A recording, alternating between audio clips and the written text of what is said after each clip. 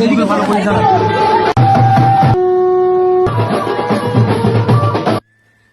আমি Madhu. Welcome to our channel sister art and blog station. দিনটা ছিল 8 নভেম্বর সন্ধ্যাবেলায়, যেদিন দিদির বিয়ে ছিল।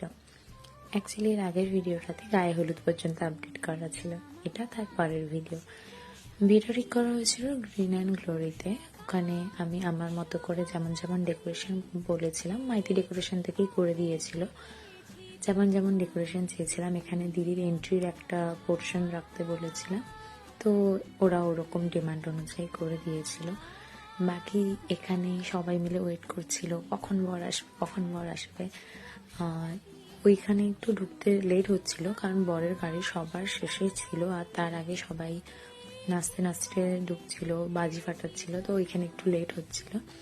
আর এখানে ফাইনালি আমার মা শাশুড়ি হয়ে জামাইকে বরণ করবে।